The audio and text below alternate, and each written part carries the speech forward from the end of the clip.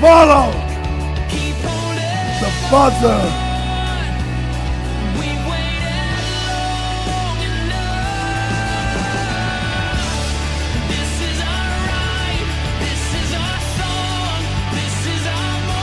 Ladies and gentlemen, boys and girls, welcome to CWR Money in the Bank.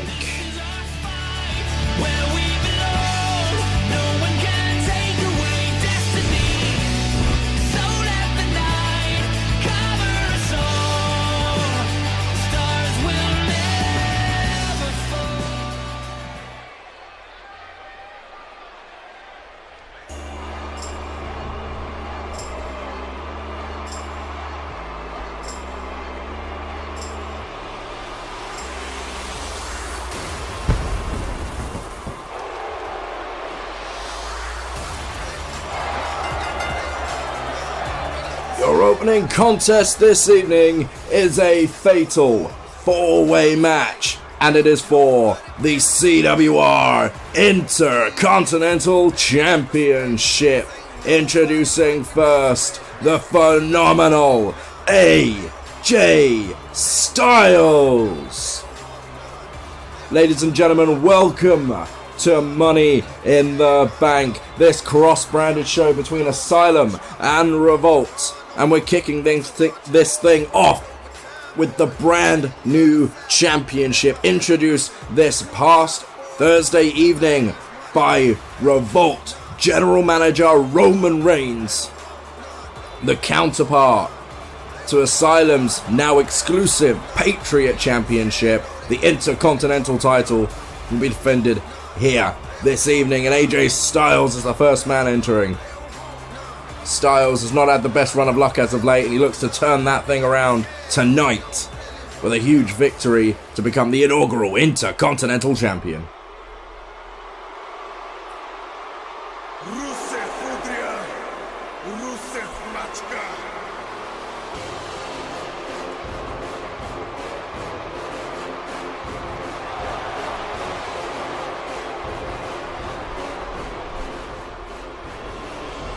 From Bulgaria, the Bulgarian brute, the super athlete, Rusev. A former Patriot champion in his own right since losing that title to Shinsuke Nakamura at Survivor Series, Rusev has struggled to get anything going. But a win here tonight for the Bulgarian brute could put him right back in line. Rusev has said that this is the year of the Bulgarian. 2017 will be the year that the Bulgarian takes over. We'll have to wait to see how right he is, but as he waves that red, white and green of Bulgaria, the super athlete takes his time.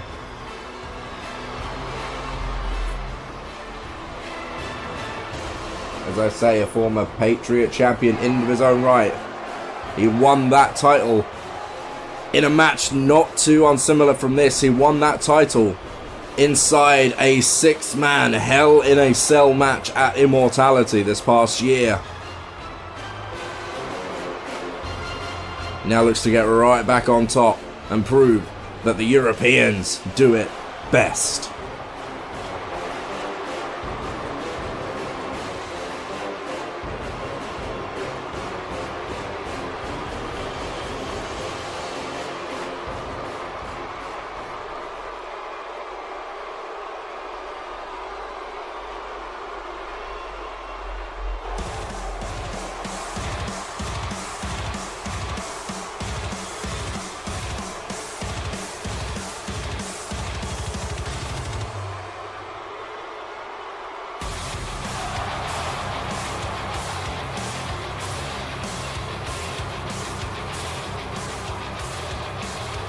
Next, from Davenport, Iowa, the architect, Seth Rollins. Probably the most, in fact, definitely the most decorated man to be entering this matchup. A former tag team and Revolution World Champion, Seth Rollins, here tonight. It's no surprise Seth Rollins makes it into this match. I mean, despite the fact that the Shield are pretty much officially done. We haven't seen the Shield team up. Roman Reigns, of course, taking on the general manager role after he and Dean Ambrose lost the tag team championships to current title holders Enzo Amore and Colin Cassidy back at Genesis. It should come as no shock that Seth Rollins was entered into this match. The Architect looks to regain some of the momentum he's lost in previous weeks.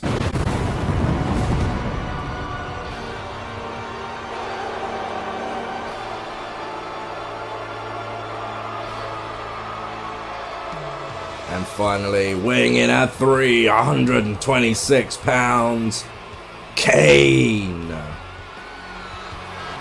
The big red machine here tonight in singles action. We've seen him in recent weeks and, well, frankly, months, teaming up with his brother, The Undertaker.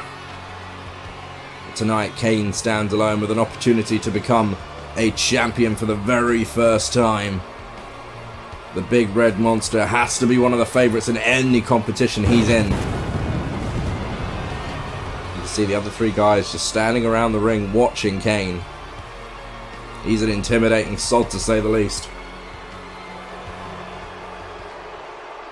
Here we go.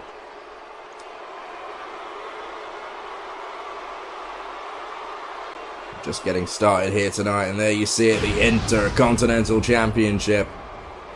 For the very first time.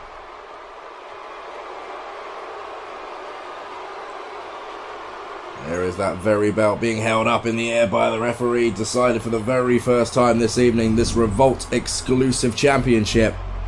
Fatal four-way match to decide it. See all four men getting pumped, getting ready. This is going to be one hell of a contest. We set this thing off and it's on.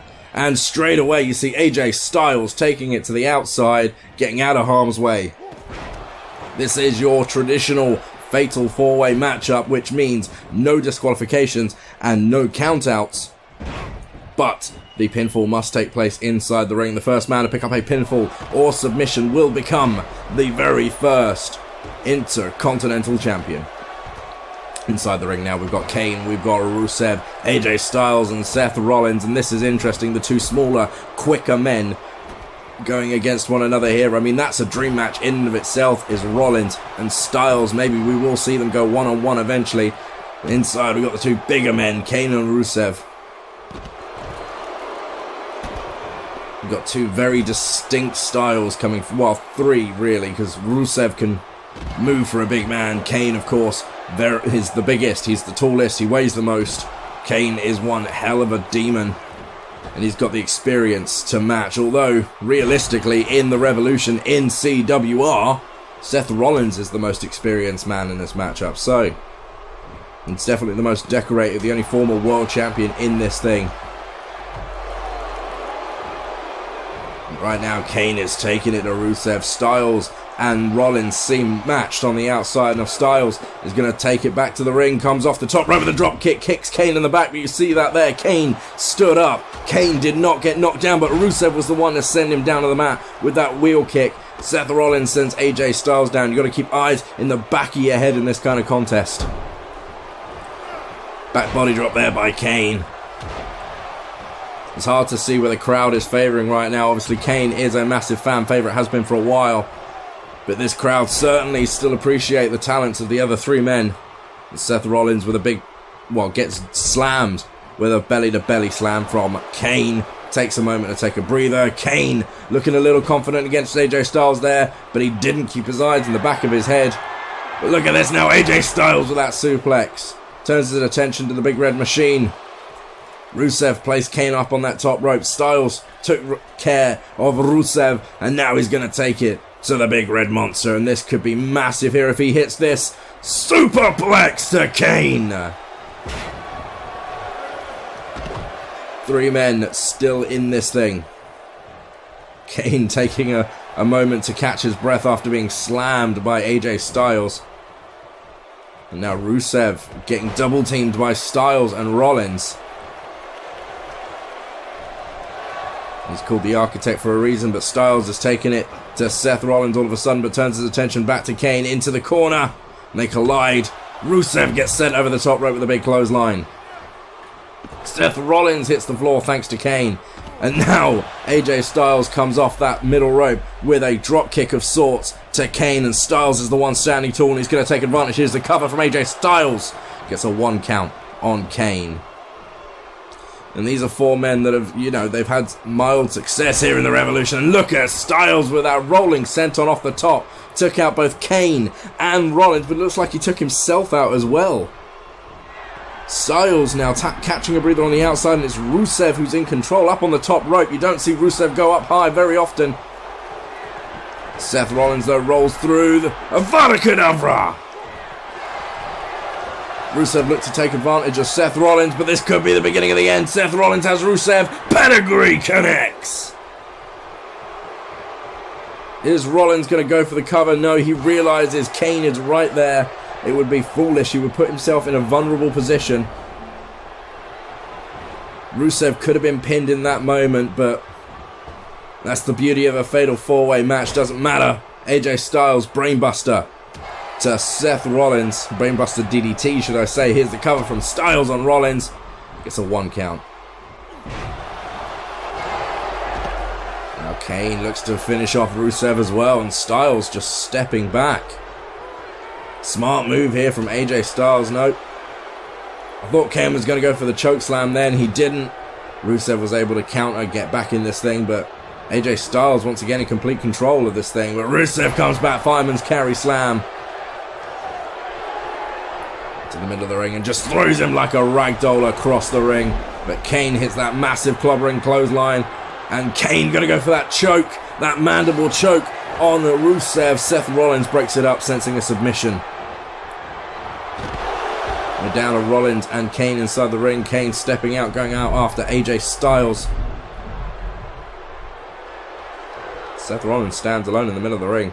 Looked like for a moment there he was just going to play King of the Hill, but he's gone out instead after Kane trying to take out the big man. AJ Styles back into the ring. Rollins not far behind him. Snap suplex there from AJ Styles. The phenomenal one is in control, and looks like AJ Styles could be looking for the beginning of the end here. Styles is setting up. Could he be going for it? He's pulled him in. Up goes Rollins. Styles stepping through. Rusev stepping out of the ring here. Styles clash connects. Here's the cover. There's 1, 2. And just that momentary lapse there, Rusev breaks it up. Looks like Seth Rollins' shoulders weren't properly down to the mat, and if Styles had gotten them down properly, Styles would be the Intercontinental Champion right now. Saito suplex from the Phenomenal One. Rollins rolling out of the ring. It's down to Kane and Styles within the ropes. And shoulder first goes the Big Red Machine. AJ Styles going to take a run up. Drop kick right to the face of the Big Red Monster, and here's the cover from Styles. Now there's 1, 2... Kane still rolls the shoulder up. So Styles going off the middle rope there with the springboard. Misses Kane, who swings out the way. And it looks like Rusev has got Kane up. Alabama slam. Seth Rollins needs to get into this ring, stop the pinfall from happening. Here's the cover now. There's 1. Rollins missed. 2, 3. Rollins. Rollins missed. I don't believe it. Pedigree there to Rusev, and I thought Rusev was going to be the man pinned in this thing, but it just wasn't to be. The danger of a fatal 4-way is something like that can come out of nowhere. You can see here Seth Rollins sliding into the ring to break up the mandible choke.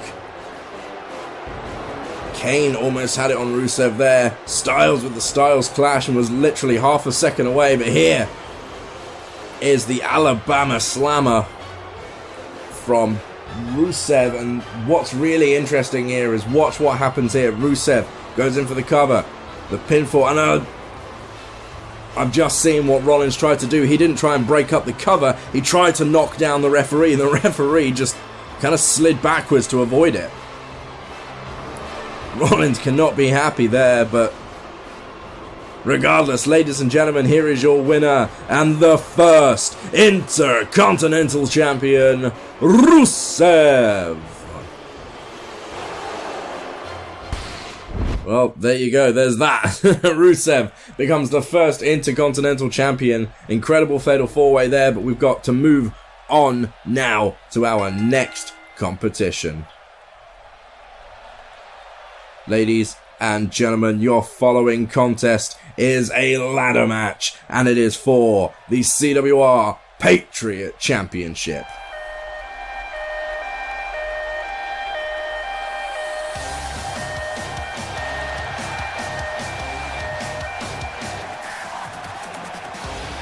Introducing the challenger from Lucerne, Switzerland, the Swiss Superman, Cesaro. This match was made this past Tuesday, although the ladder stipulation is a new one. But this, may I add, is a career versus championship match. Cesaro came out and said to Edge, why isn't there a Patriot title match on this card? Why is Nakamura not defending? And Edge said, I don't have an opponent for him. I don't have anybody that's ready. Cesaro said, I am standing right here. Edge said, you've already had your chance. But if you're willing to put something on the line, you can have your match. Put your career with Asylum on the line, and I'll give you the shot. Cesaro took it, no questions asked.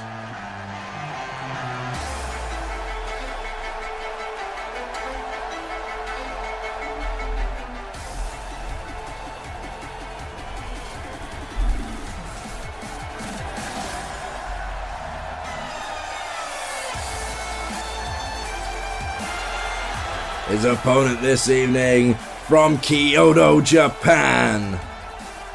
He is the CWR Patriot Champion, the King of Strong Style, Shinsuke Nakamura.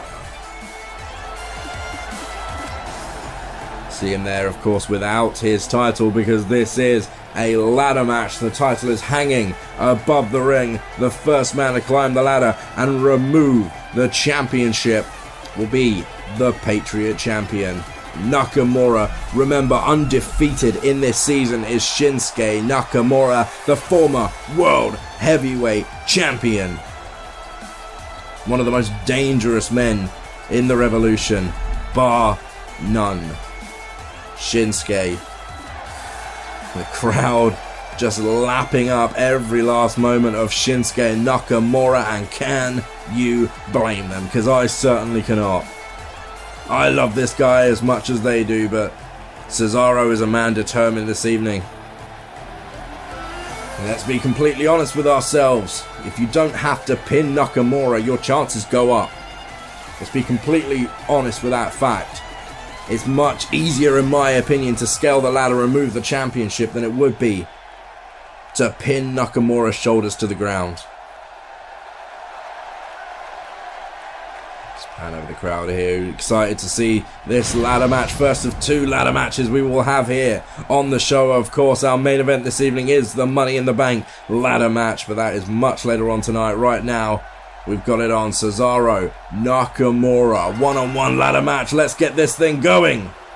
And look at that, straight away, a single right hand, and Cesaro collapses to the floor. Shinsuke Nakamura has it. And just look at that, knee to the stomach. Nakamura in complete control. Cesaro in trouble. Look at this straight away. Suplex. The King of Strong Style is in complete control right now. Shinsuke taking it to the outside. Cesaro now. Cesaro looked to do something, but Shinsuke was quicker. Got him off the apron by sweeping the leg. Cesaro's spine crashed into that apron, crashed into that LED board. Cesaro, though, to his credit, still getting back up and finally gets one over on Shinsuke Nakamura, sending him in to that LED board.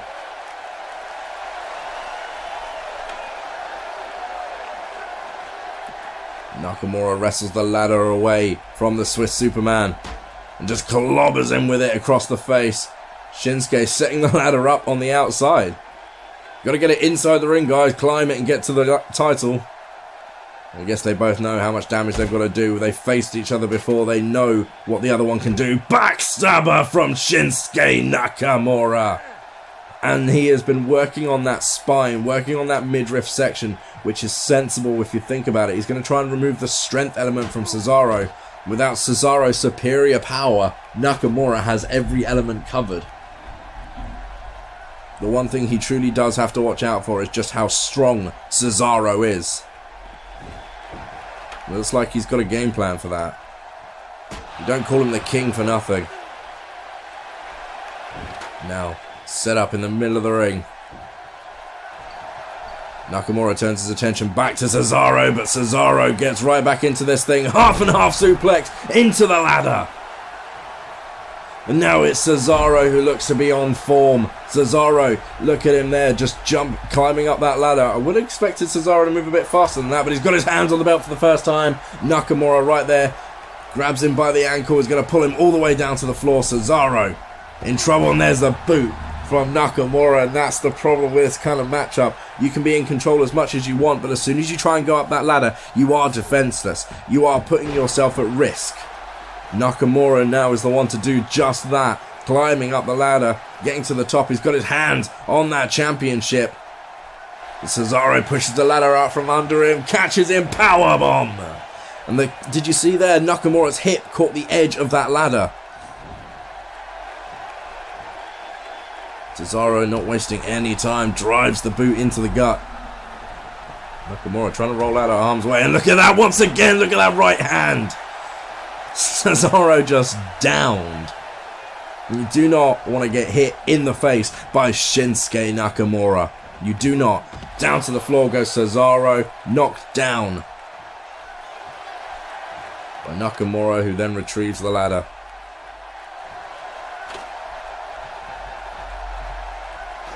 Here goes Shinsuke Nakamura, going to make his way up the ladder. Cesaro is on the outside. Nakamura has got more time now to try and grab that title. He's got his hands on it, but he can't quite remove it. Cesaro just clobbering at the spine, the lower legs of Nakamura, and once again dropped from the top of the ladder as the King of Strong Style, and the double stomp from Cesaro there finishes it up, and the Swiss Superman is rolling.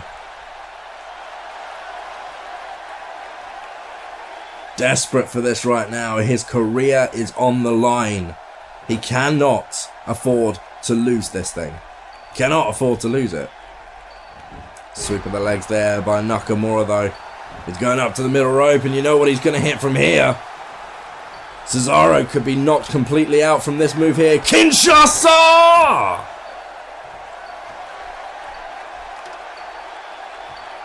Now we all know that particular version of the Kinshasa doesn't deliver as much impact as the running version, but all the same, Cesaro has taken a considerable amount of punishment. But look at this. Cesaro turns around that Irish whip into the ladder, and look at that. I don't even know what to call that, but it hurts. Nakamura certainly clipped the ladder on the way down there as well. What makes this match even more dangerous is if you forget where the ladder is, you could end up throwing yourself or your opponent onto it. Cesaro, what's he doing? He has Nakamura in the corner, but Cesaro seems to simply be taunting the King of Strong Style. It's unlike Cesaro to get so cocky. He usually keeps his eyes on the prize, and I think he may have taken too long, because here comes Nakamura with well, it wasn't a drop kick, was it? It was more of a single leg kick off the top rope. Cesaro heading towards the ropes, trying to gain some breathing room possibly. You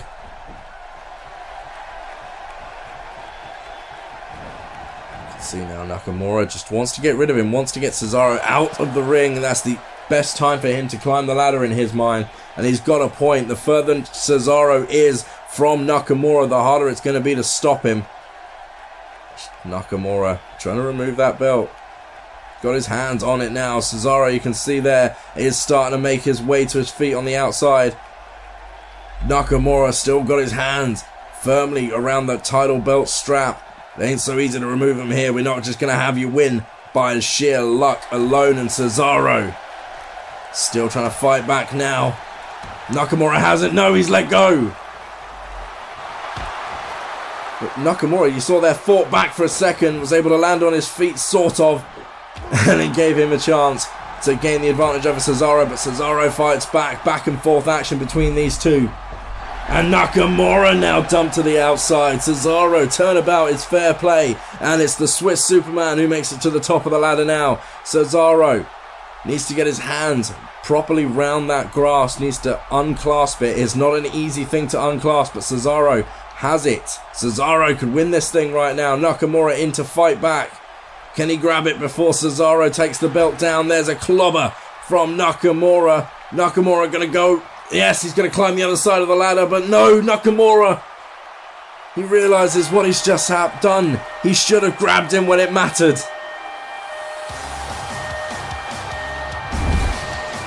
I don't know how to feel about that result, really. I mean, it was a screw up from Nakamura there. You see all this Kinshasa. But there, Nakamura, no, he slipped, in fact. He slipped. He looked back up. And as soon as he looked back up, Cesaro pulled the belt down. Mistake made from Shinsuke Nakamura, and as sad as I am to see Nakamura lose, here is your winner and the new Patriot Champion, and still a member of CWR Asylum, Cesaro. Credit where credit is due. Cesaro did very, very well there. But now we've got to move on to our next contest. Ladies and gentlemen, the following contest is scheduled for one fall, and it is for the Revolution World Championship. I mean, who'd have thought we'd ever see this once, let alone twice, but it's happening. And there he is, the underdog of all underdogs, the man we never thought we'd see anywhere near a World Championship match, and yet 3 eligible pay-per-views for Zack Ryder, and he's been in a World Championship match in all 3 of them. It's insane when you think about it. If you really stop and think about it, Zack Ryder with an opportunity once again to be a world champion, but the same roadblock that has stood in his way for the last couple of attempts still stands in his way tonight.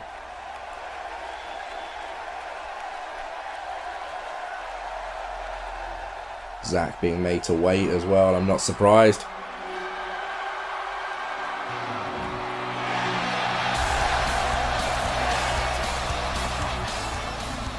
There he is, the current Revolution World Champion. He won the match. He won the title, should I say, in a ladder match at Survivor Series. Tonight, he attempts once again to defend that belt against the ultimate underdog himself, Long Island IC. The crowd fully behind the champion. I mean, this is a real crowd pleaser right here, just as it was back at Genesis at the beginning of the month. This is a real crowd pleaser. 2 of the absolute favourites here tonight, ready to compete for the biggest prize on the Revolt brand.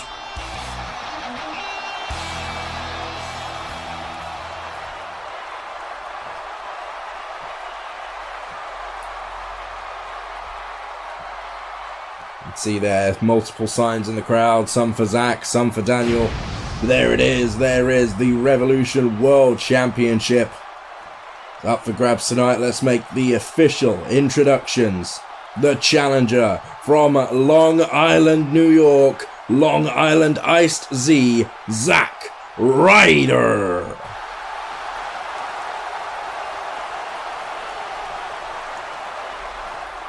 And his opponent from Aberdeen, Washington, he is the current reigning and defending Revolution World Champion, Daniel Bryan.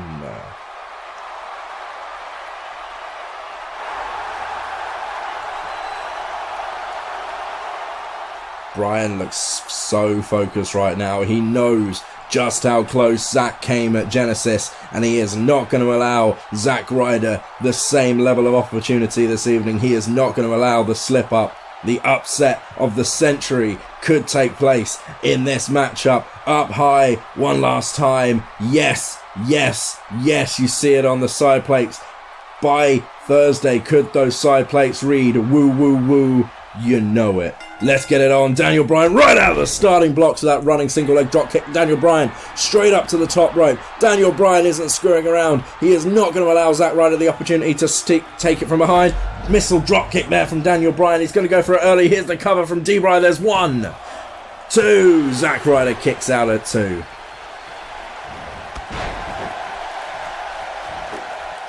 Daniel Bryan has stunned Zack Ryder. Zack is going to fight back. There's an elbow drop from Long Island IC right across the small of the spine, and another one. Daniel Bryan going to feel the effects of them before so long. I tell you that for nothing, but Daniel Bryan using the momentum on his side is going to take down Zack Ryder with a double leg drop kick there. This is going to be intense, this one. Half suplex there from Daniel Bryan. Hatch suplex, whatever you want to call it. You know this is going to be intense. These two guys have everything to prove here tonight. Drop kick once again from Daniel Bryan into the corner, and D-Bry is rolling. You can see it here. Zack Ryder is not going to give up that easy. Facebuster from Long Island IC.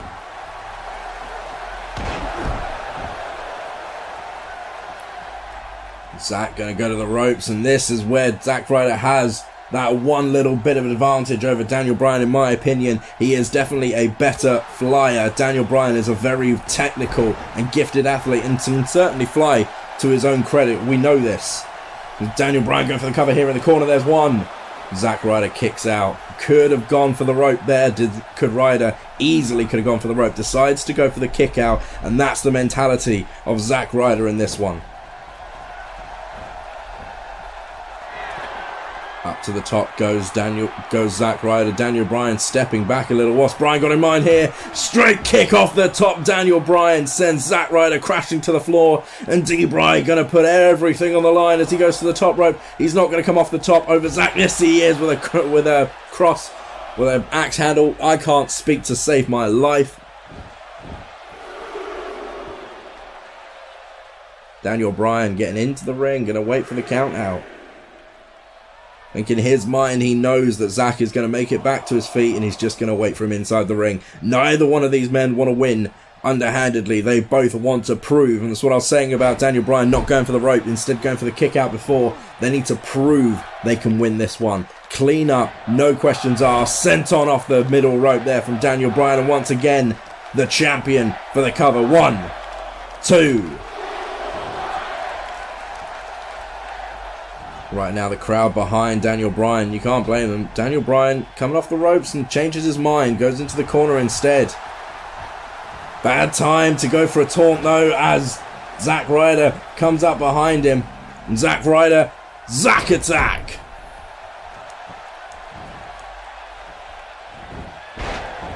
Daniel Bryan once again. Nope, goes to go off the ropes. Again, changes his mind instead. Going to the outside. What's D-Bry got planned here? It can't be good for the challenger. I tell you that for nothing. Daniel reaches, but Zack counters. Daniel hung up on the ropes. And now Zack. Where's Zack going to go? He's going to go to the corner. Zack is feeling good about himself right now. It was so close at Genesis. I honestly thought that Zack was going to get him. And it was a moment where Zack was just half a second away, if that, from defeating Daniel Bryan. Tonight, Zack Ryder looks to rectify that half a second, turn it into a full 3. Daniel Bryan into the corner. Zack Ryder once again. No, I think Zack swatted it away that time, and Zack, DDT out of the corner. And Zack looks to build momentum now. Into the corner goes Ryder. What should I say goes Bryan. Zack Ryder, look at this now. He's going to set up for it. Woo, woo, woo. Broski boot in the corner. Daniel Bryan is reeling. Zack Ryder is feeling it right now. Zack Ryder is so pumped. The adrenaline surging through his veins right now as he sets it up. Rough Ryder connects. Zack into the cover now. Daniel Bryan is down. There's 1, 2, 3. Oh my god.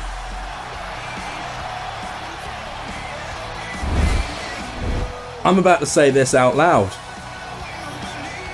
I'm truly about to say this out loud. Zack Ryder has pinned Daniel Bryan.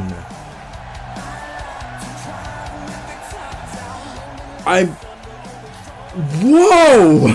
Oh my god! Bryan had the control for the early portion of this matchup. But after he got hung up on those ropes towards the end, you see the cover here after that senton. He manages to hit another 2 count, but Zack says no. But after hitting the broski boot, Zack Ryder, with adrenaline surging through his veins, Zack Ryder hits the Rough Rider, pulls Bryan away from the ropes. And you can see it here, no questions asked.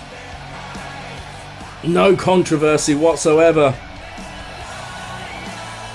Here is your winner and the new Revolution World Champion, Zack Ryder. Zack Ryder is the World Champion. Let me say that again. Zack Ryder is your World Champion on Revolt.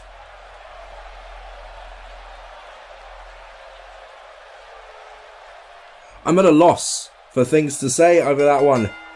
But I guess, I mean, he was only half a second away at Genesis. He was only half a second away at Survivor Series.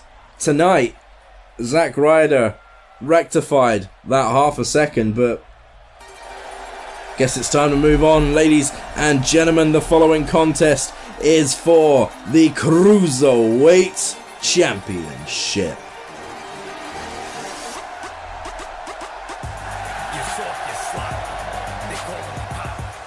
There is a special stipulation added to this match, and we'll get to that in just a second. But let's let this man introduce himself. My name is Enzo Amore, and I am a certified G and a bona fide soul, and can't teach that. And this right here, this is Big Cat, and 7 foot tall, and can't teach that. Bada boom, realest guys in a room.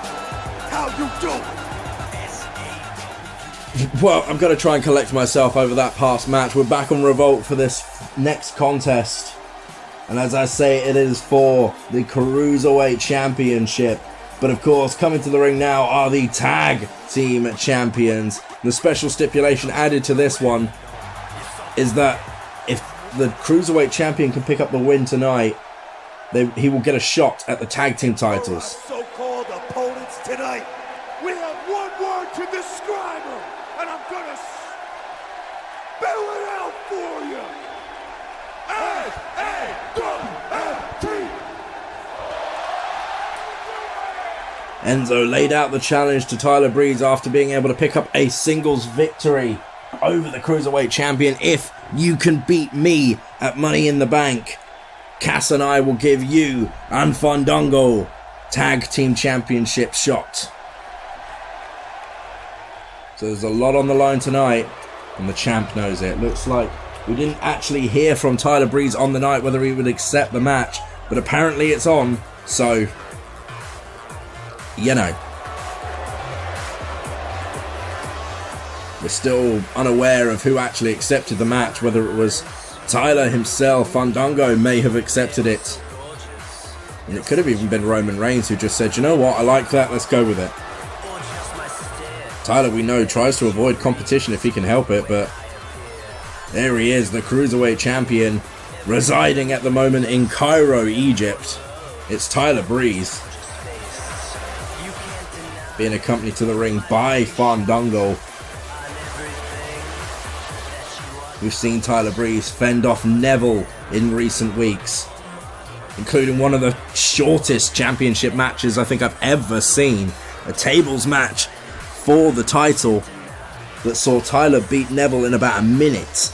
It was insane, but Right now, Tyler's got another bit of competition on his hands, really. Tyler Breeze was pinned by Enzo Amore a few weeks back, which has led to this particular contest. Tyler has been rather successful in one-on-one competition, even if he has avoided most opportunities. You gotta wonder how the managers are going to come into play here. Cass, you know, is probably just going to be there as an equalizer. He's not going to be there to get involved, but he will be there to stop Fandango. The gorgeous one getting ready for this matchup, wearing, of course, his favorite green and white outfit to match the Cruiserweight title, because that's what it's all about for him. You know, Enzo is going to look at this title as more than an accessory. You see the championship there, the Cruiserweight title, 215 pounds and under here in the Revolution. Going to have the official announcements now. The challenger, Enzo Amore, the New Jersey native, ready for a fight here tonight. You can see it there. Pumped is Enzo, but focused all the same. And his opponent from his seasonal residence in Cairo, Egypt, he is the reigning and defending Cruiserweight champion, the gorgeous one, Tyler Breeze. Breeze not focused on Enzo, he's focused on his championship. And that says everything you need to know about Tyler Breeze. He's not worried about the competition. He's worried about holding on to his belt. He's not worried about going out there and giving a good match. Tyler Breeze is not worried about going out there and giving the fans what they want. Tyler Breeze is worried about going out there and making sure Tyler Breeze looks good at the end of the day. And the best way for Tyler Breeze to look good at the end of the day, to continue to accessorize with that championship belt. But the match is now on. Enzo goes right in after Tyler, and Tyler not going to have any of it. And the gorgeous one, pretty happy with himself. But Tyler Breeze gets taken down with a leg sweep thanks to Enzo Amore.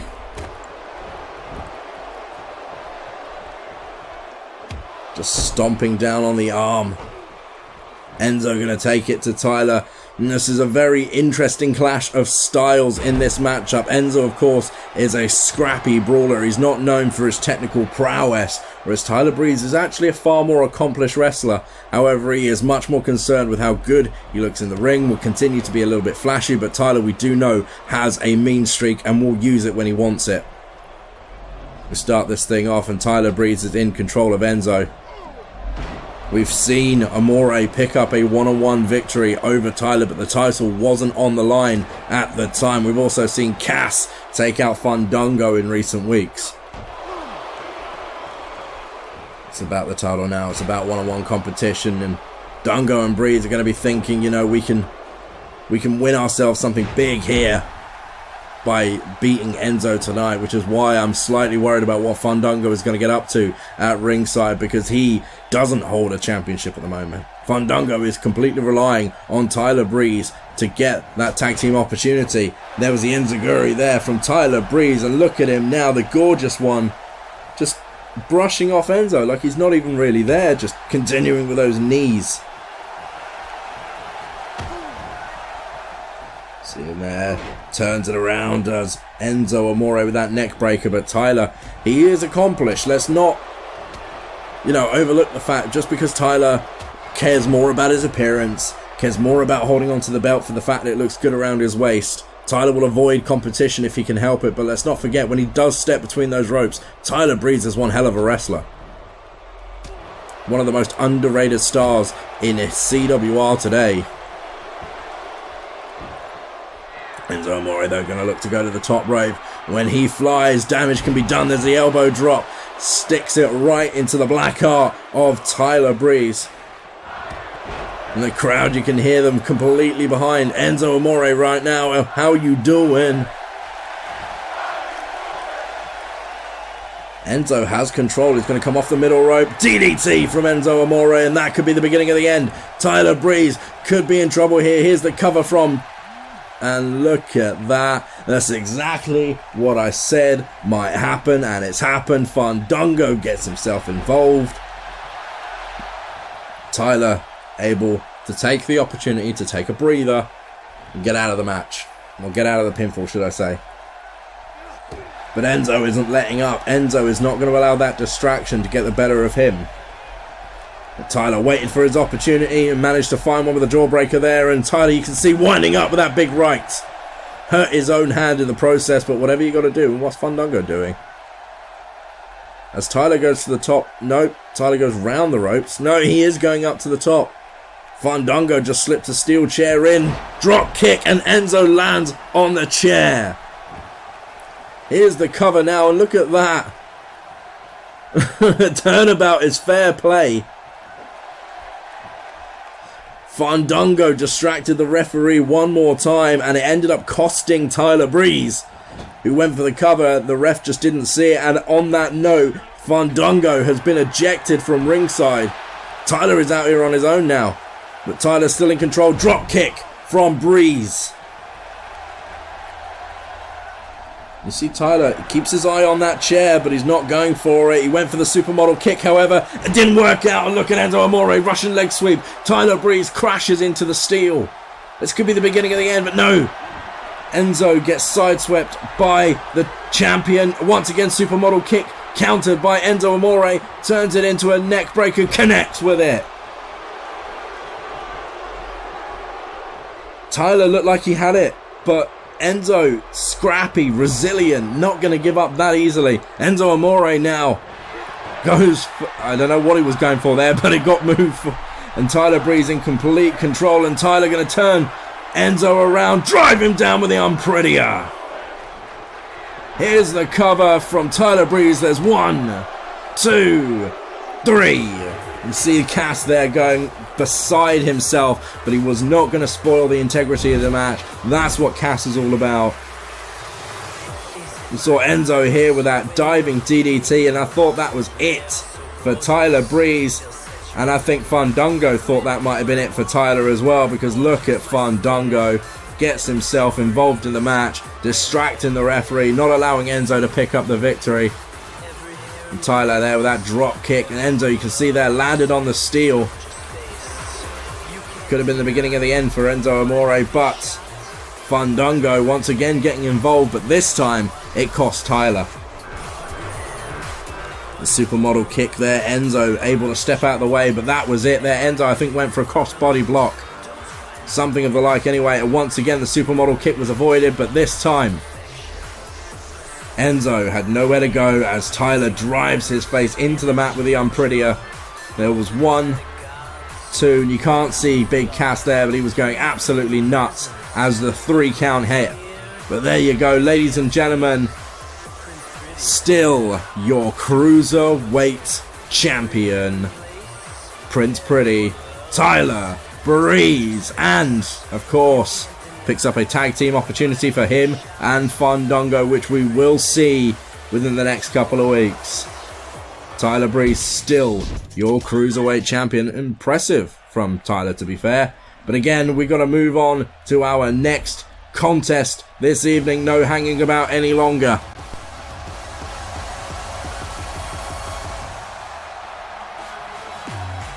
Ladies and gentlemen, the following contest is scheduled for one fall, and it is for the CWR Hardcore Championship.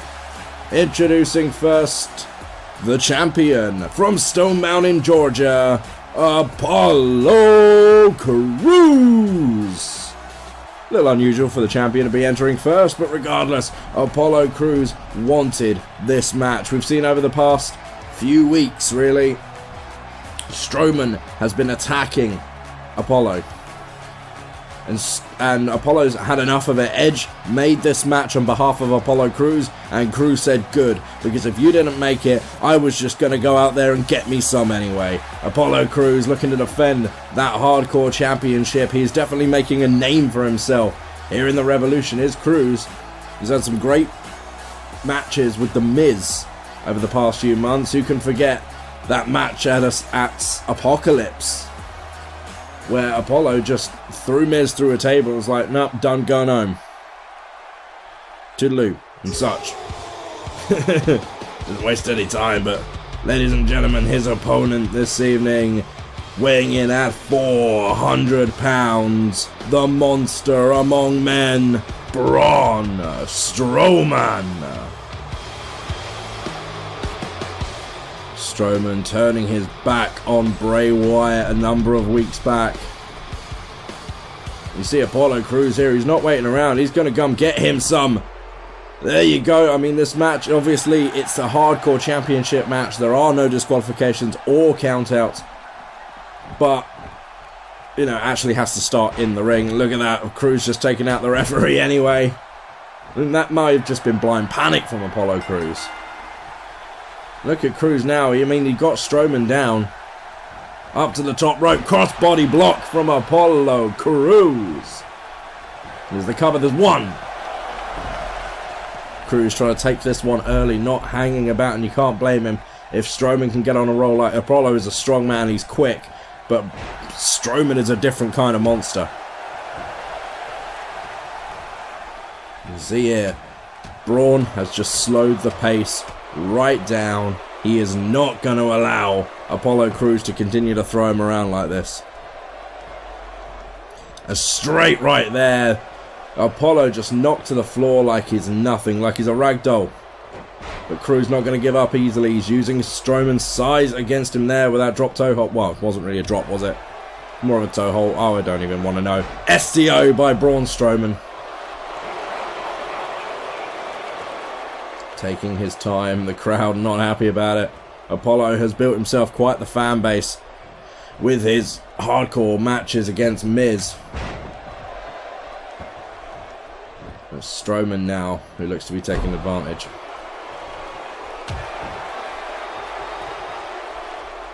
Elbow drop there by the monster among men.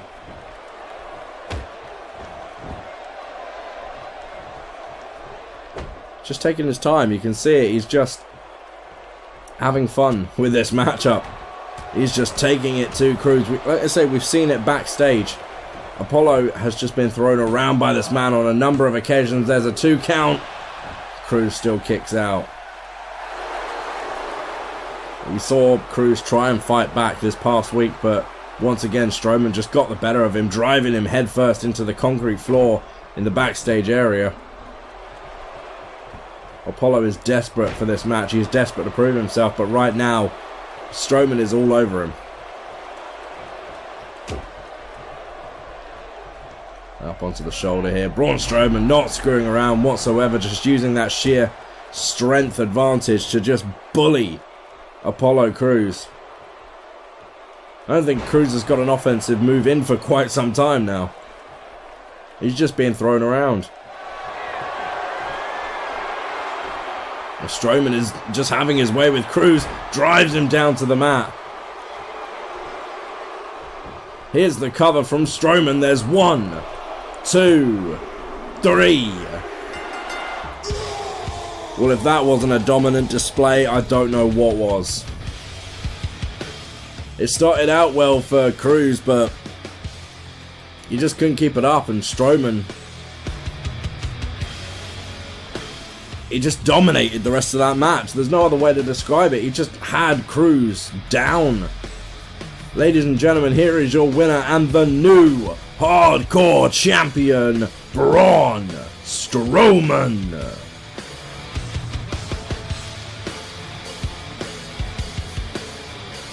Crews is not happy about it. He says, you know what, you got me tonight. Crews will be back. He's a fighting champion. He's a valiant fighter. He will be back.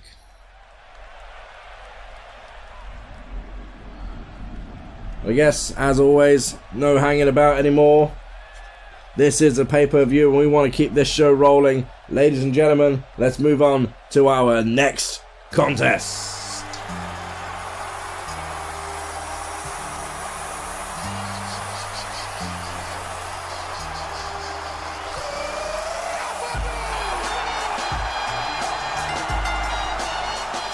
And the following matchup is scheduled for one fall. and it is for the CWR World Tag Team Championships. Introducing first, the challengers. First from West Newbury, Massachusetts, weighing in at 250 pounds. Hustle, loyalty, respect, John Cena. It's a night for redemption for HLRKO. They won those championships once already. Back at Apocalypse, they defeated the Revival in what was a bloody and brutal contest, but the first Asylum back, Revival won them back.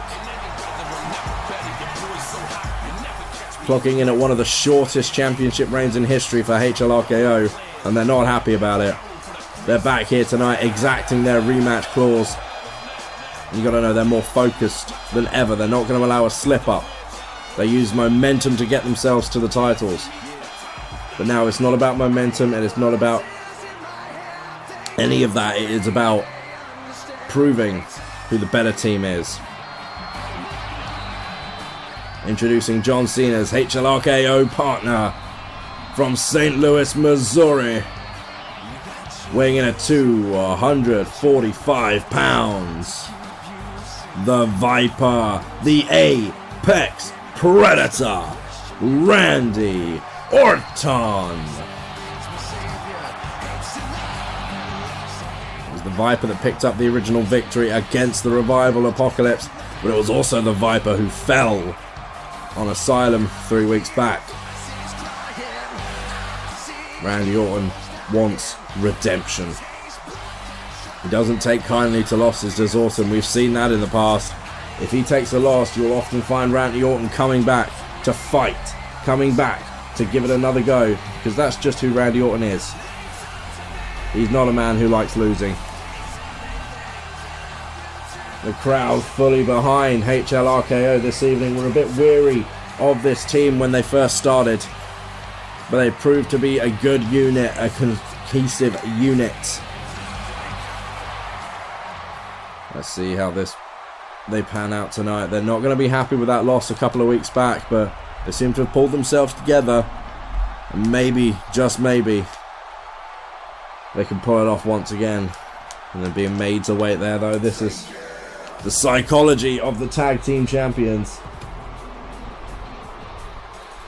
They're not just going to give in to you. They're not going to give you what you want, as that's not their style.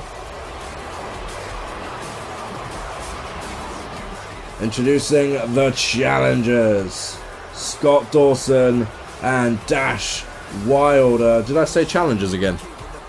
Scott Dawson and Dash Wilder.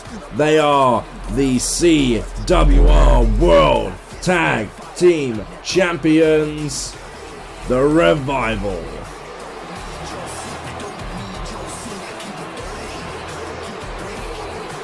Just taking their time. Two-time World Tag Team Champions.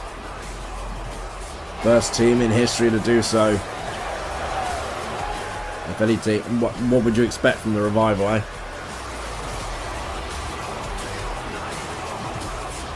No flips, just fists. There's no flash with these guys, we all know that.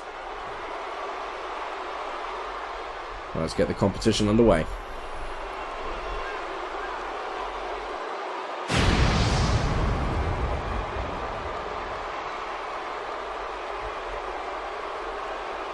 See there, the World Tag Team Championship belts. We're going to have the official in-ring introductions. Randy Orton, John Cena, HLRKO. You can just see the looks on their faces. They are so focused, so ready for this competition right now. None of the usual pomp and circumstance from either man. And champions. I don't know, I can't read their expressions. They seem a little bit deadpans. They seem a little bit nonchalant, and I think that's the game they're going to be trying to play. They're not going to allow themselves to be shown up like this. They're not going to allow themselves to show any fear, anything. They're just going to stay focused. They're going to try and negate the emotional prowess of John Cena and the unpredictability of Randy Orton.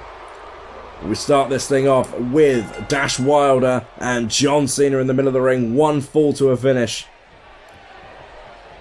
Bit of a stupid thing for Dash Wilder to be locking up with John Cena straight away, but you just never know what kind of game plan the Revival have in. And look at this, Dash Wilder has managed to take Cena to the floor.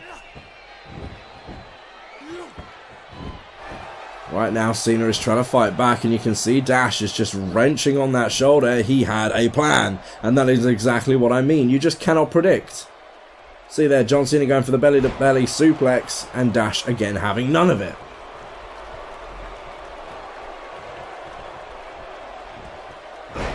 I mean, John Cena and Randy Orton, they've started to gel as a team. There's no denying that. They were a bit shaky when they first came together, but they've started to work it out and come together and really show some prowess. But in this particular crowd in Austin, not all that happy with Cena. We've heard quite a few crowds in recent weeks fully behind John Cena, not so much here in Austin. Then again, can I truly be surprised with a couple of redneck brawlers like the Revival in the ring against them? Cena gonna brawl on his own, and those fists, that's what opened up Dash Wilder back at Apocalypse. And Cena, no mercy here this evening. He's gonna fight. He wants those titles back. Into the corner, and you can see here, it's exactly what I mean, the sort of work we would expect to see from the Revival. Look at Randy Orton with that elbow drop off the power bomb from Cena.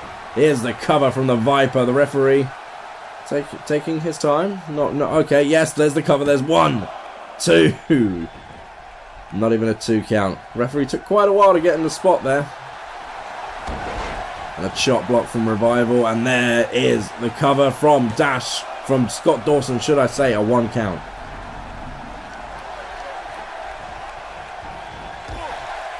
Anyway, what was I saying? It's about in-ring psychology more than anything. Like, Dash and Dawson are a great team. Randy Orton and John Cena are starting to work on that tag team element. I'd say as far as tag team ability goes, they are fairly well matched, but the difference here, look at that, from Dash and Dawson, the difference is how they perform in that ring. Dash and Dawson will keep it slow. They will try and use a good bit of ring psychology. They will cut off the ring from your opponents. They're smart wrestlers. Randy Orton, like I say, a bit more unpredictable, a bit more extreme. The crowd seem to have changed their tune, haven't they? But look at this. This is exactly what I mean. Smart wrestling from Dash Wilder right now as he pulls Randy Orton into that hole, that pretzel-like lock.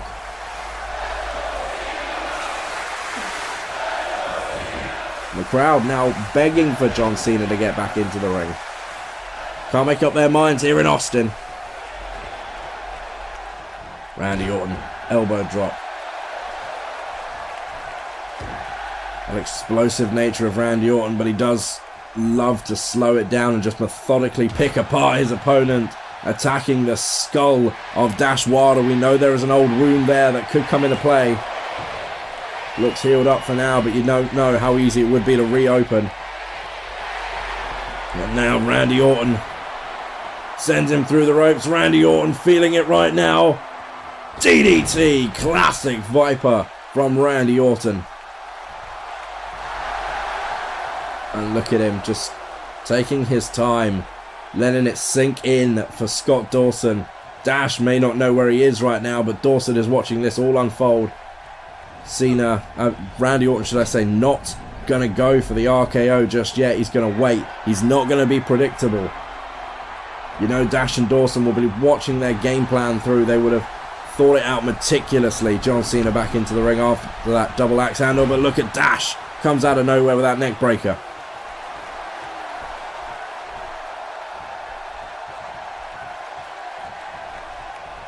You can see now, Dash knew he needed to get out of the ring, but John Cena is not going to let it happen.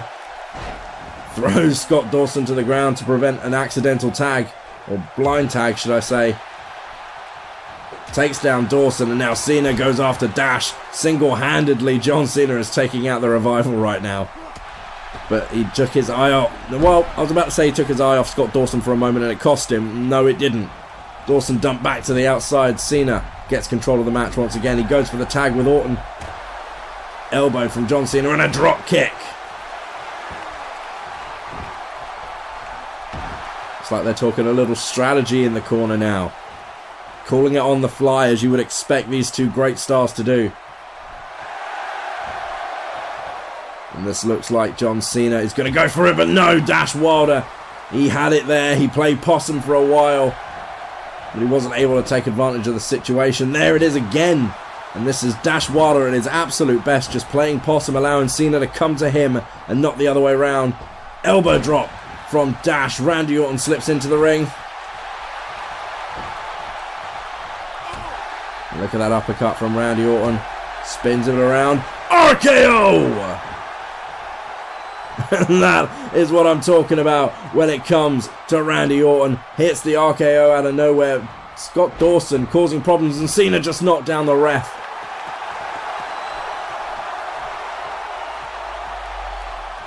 And this is the problem that HLRKO have. They are emotional in that ring. They make mistakes. So now they're going to try and take apart the Revival. Randy Orton has got Dash Wilder. Cena and Dawson are the illegal men, and Scott Dawson gets dumped from the ring. Randy Orton now inside. He's got Dash Wilder up on the top rope. He's going to try and follow that RKO up, and with a superplex he could put this thing away. Randy Orton pulls him up. Is he going to hit it? Yes, he does. Just drives Dash into the ropes, into the mat, should I say. But look at Dash. Saw an opening and went for it. Dash Wilder is desperate for a tag right now, and Randy Orton is not going to let him have it easy.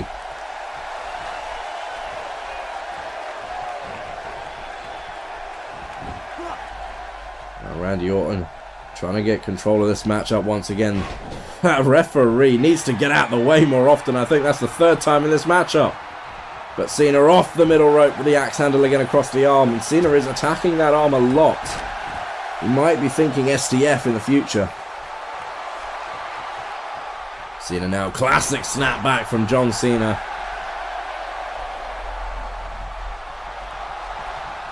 Look at Cena positioning himself. But Dash Wilder once again, this is what I've said before. This is what Dash is good at. He will wait for you to come to him and use your own momentum against you. Dash gets him into the corner, and there's a tag finally to Scott Dawson. He desperately needed that. And Shatter Machine! Randy Orton playing distractor on the referee right now. Dawson sees it. He's going to hit another leg drop. There comes Randy Orton into the ring. He's not going to make a mistake again. Randy Orton seems to have his focus on the referee right now. Steps out of the ring as John Cena is able to find a way to get back in this thing. Cena has taken the Shatter Machine and has got to be suffering because of it. We look at John Cena there, the American salute from the leader of the C Nation, and Randy Orton and John Cena are going to look to put this thing away now. Randy Orton once again goes to the top rope, and this time it's Orton who drops the elbow off the powerbomb. Here's the cover from the referee. There's one. Dash, should I say Dawson, able to just kick out there. I'm quite surprised, but you've got to keep fighting back. Scott Dawson. This is excellent tag team work, mainly from the Revival, but realistically from both teams. Slingshot Falcon Arrow from Scott Dawson. I don't quite know what happened there, but regardless, back and forth action. Scott Dawson manages to gain the advantage again.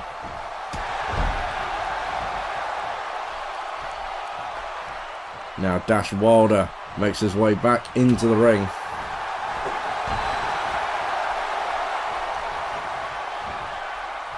Dash now looking to set up for that exploder suplex. Randy Orton into his own corner. You saw there John Cena try and reach out for the tag. Didn't quite make it. Here's a cover from Dash. Randy Orton kicks out at one. There's a couple of times in this matchup, if the stars would have aligned, it would have been all over. First that RKO from Randy Orton to Dash Wilder, and then the Shatter Machine to John Cena. But it just hasn't worked out that way for this team. Look at Randy Orton now slowing down that pace, attacking the body parts. Just one more to the skull for good measure. Where's Randy Orton going? Oh no! Orton looks to finish this one right now. Punt! Dashwater has just been knocked into next week. I'm pretty sure Randy Orton got all of that punt. Here's the cover. There's 1, 2, 3. No way! No way did Dashwater just kick out of that. He should be looking at a career injury, not surviving this matchup. The camera pulled away and I didn't see if Randy Orton got all of that punt, but I have to assume he certainly did not, because there's no way Dashwater would be breathing right now if Randy Orton had struck with full force.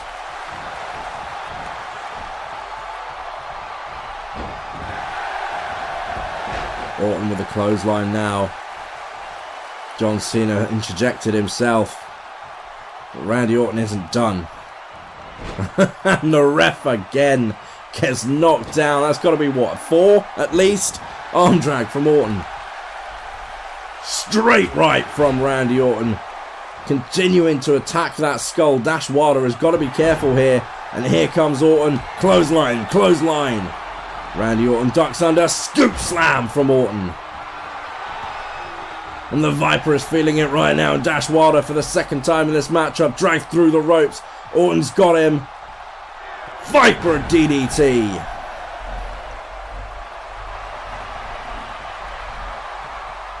And once again, Orton into the corner. Punt kick. No, Dashwater slips out the way in this one. And now Dashwater gains control again. I can't believe this. Orton should have had this so many times. Now look at Dash wrapping him up, and a kick to the knee. We've seen that do so much damage in the past, and I think Cena senses it. Cena senses that Randy Orton could be in trouble, but Dash just manages to just get out of the way at least 3 times there. And the tag team work from HLRKO, confusing and disorientating Scott Dawson. Clothesline from Orton.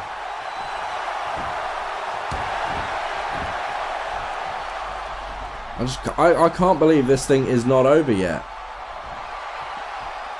Look at that, Randy Orton once again went for it. Scott Dawson sunset flip, stacks him up for the cover. There's one, but John Cena is there, ready to break it up. Just a clubbing blow across the back of the neck from Cena to Dawson. And Scott Dawson fights out of that electric chair drop, and Randy Orton went for an axe handle. Scott Dawson took out Cena with a chop block instead, and now Dawson has this matchup in control with a suplex. Elbow to the top of the head there. And Randy Orton just fighting back, trying to use those strikes to his advantage. Where's Orton going now? Just took out Scott Dashwater, should I say. I keep getting the two mixed up, I really do. Not that I actually get them mixed up, I just can't say either of them. But Randy Orton taking out his frustrations on Dashwater. He feels he should have had this match won by now. But Scott Dawson has other plans. Randy Orton up, but Randy Orton down again. Looks like Dawson was going to go for a powerbomb. Randy Orton sensed it, and the experience of the Viper there coming into play. And Randy Orton through the ropes. This time it's Scott Dawson who's going to feel the wrath of the Viper DDT. There it is. Orton taking his time. Maybe throwing a little trash at Scott Dawson there, I don't know, but Dawson needs to be careful. No, Randy Orton was going to back up for the punt again. Looks like he's changed his mind. He is determined to not only win this match, but to destroy the Revival in the process. Orton gets him off the ropes. Orton Luther's press. Couple of straights, and Randy Orton now, he's setting up. The Viper is feeling it. Randy Orton, RKO. Into the cover goes Orton. There's 1, 2, 3. We saw there John Cena not only took out Dash to stop him from breaking it up, but he also ran around the referee, making sure he didn't clobber him once again. We're going to take a look back at some of the action in this match up there, though. chop block from Scott Dawson at that point. And this was a great back and forth contest. These contrasting styles really coming into play, and at times it looked like both teams were going to take it. Just following that knee drop across the skull, Dash Wilder wasn't having any of it. This could have been a pivotal moment for Randy Orton with that knee. We're not even looking at the Shatter Machine or the first RKO that could have won it for either team. But right here you see John Cena carefully runs around the referee, clobbers Dash Wilder as Randy Orton picks up the win. And once again, ladies and gentlemen, here are your new CWR World Tag Team Champions, John Cena and Randy Orton, HLRKO!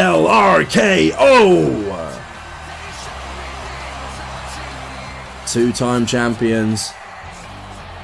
Dash and Dawson did well to win them back from HLRKO on Asylum, but on their first defense of those belts, HLRKO pick them right back up again.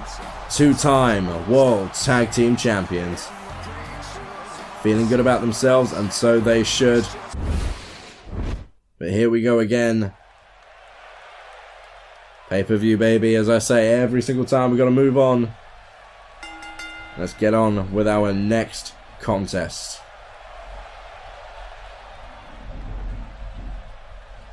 You see there, the crowd just palpable as we wait for this one.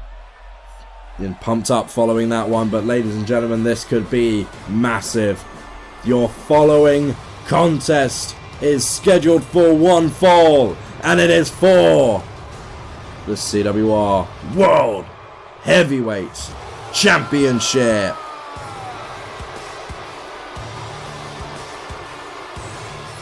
Introducing the challenger. Here he comes.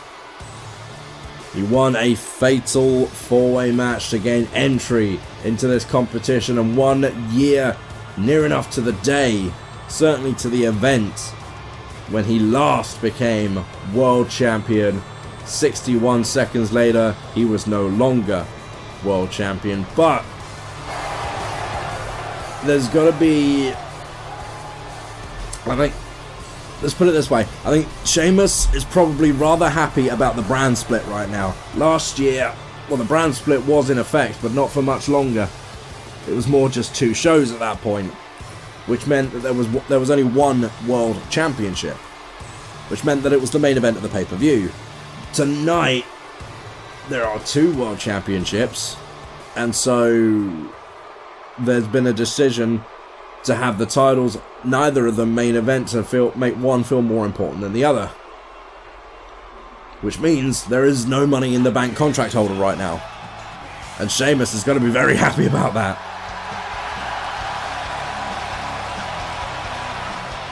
There he is. The man who won that title back at an Exodus. Defended it in a triple threat tables match at Survivor Series. And put on the match of the year at Apocalypse inside Hell in a Cell. The man that everybody said could never has done, and he's done it well. The World Heavyweight Champion. The crowd definitely have their favourite going into this one. You can hear that roar. That roar for Dolph Ziggler. To him, this is just another defense. Another opportunity to prove that he is as good as he says he is.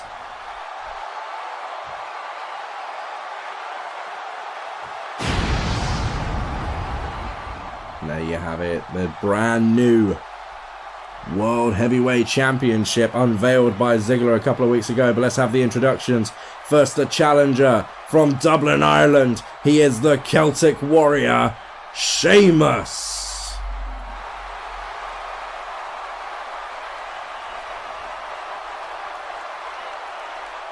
And his opponent, residing in Hollywood, Florida, he is the CWR World Heavyweight Champion, the show-off, Dolph Ziggler.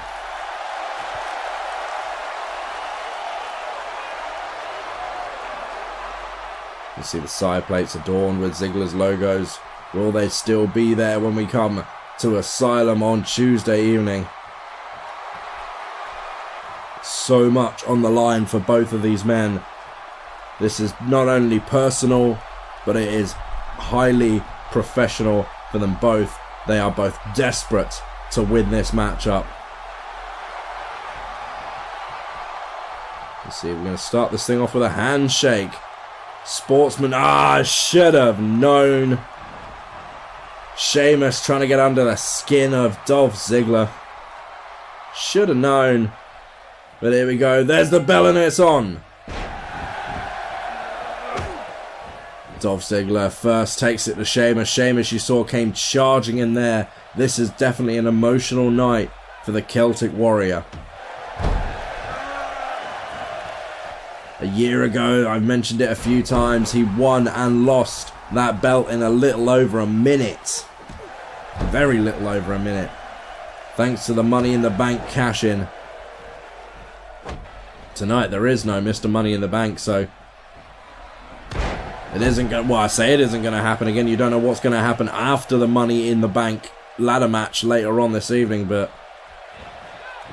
if they want, the Money in the Bank contract holder has the ability to call out the champion and have the match tonight if they so want.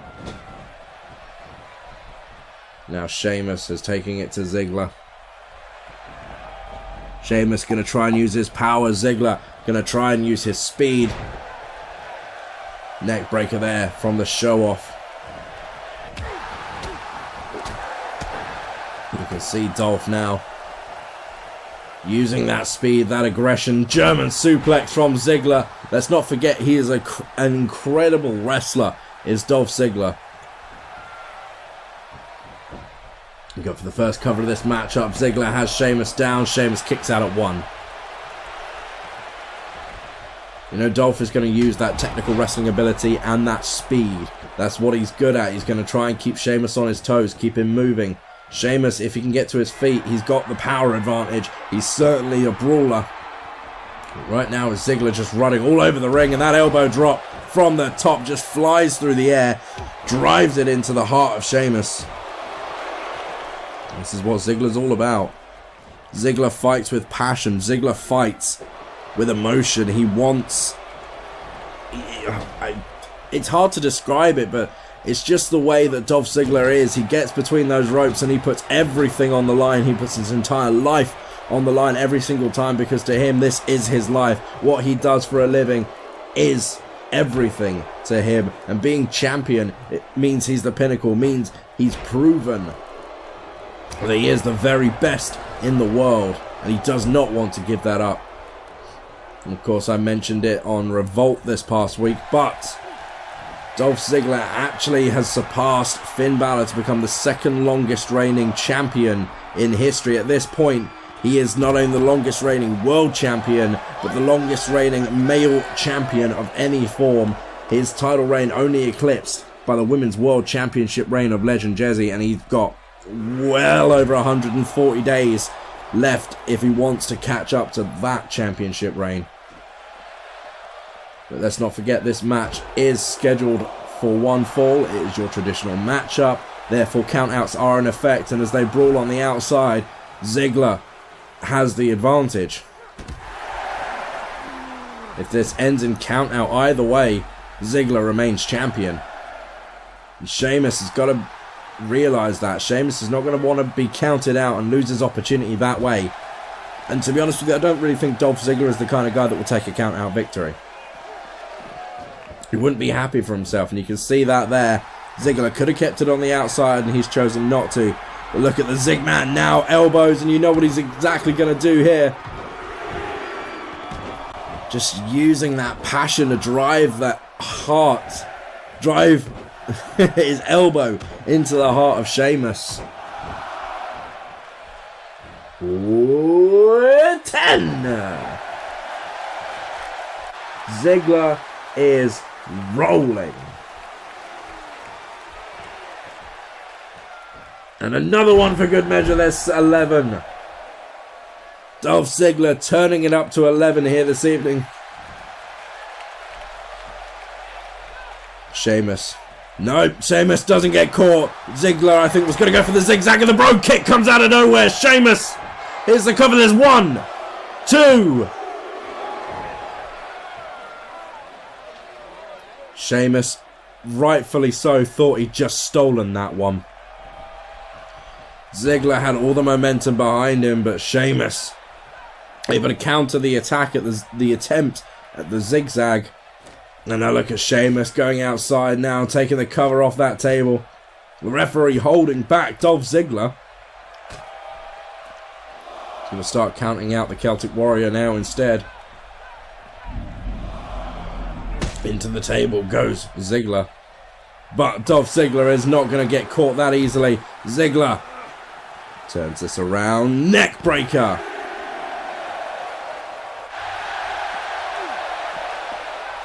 And Ziggler starting to feel confident now.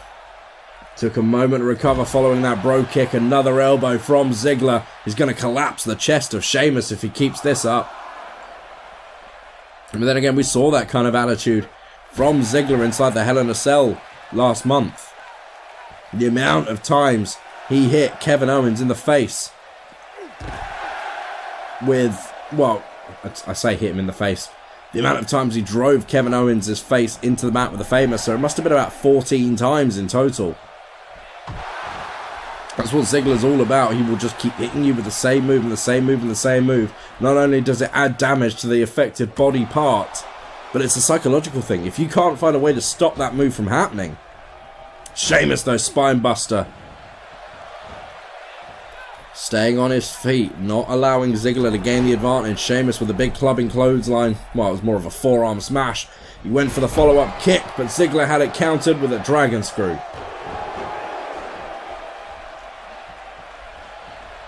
The Celtic Warrior, famous sir! Ziggler cut me off in my tracks there. Famous sir by Dolph Ziggler. Here's the cover. There's 1, 2, 3, and oh my god, that was close. I thought we had an ending there, and Ziggler knows that he has Sheamus on the ropes. He's going to set up in the corner, sweet chin music. No, Sheamus ducks under. Sheamus right hand, and up onto the shoulders goes Ziggler. White noise. Ziggler in serious trouble right now. Sheamus isn't screwing around any longer. He's going to get him up onto the shoulders. This could be it. Dolph Ziggler, high cross connects. Ziggler, you see it just stacked up on his shoulders and his neck. Sheamus smartly going to drag him away from the ropes. Not going to allow a rope break to end this one. Here's the cover. There's 1, 2. No, Dolph Ziggler. Dolph Ziggler digs down deep and finds the heart, finds the drive to kick out one more time.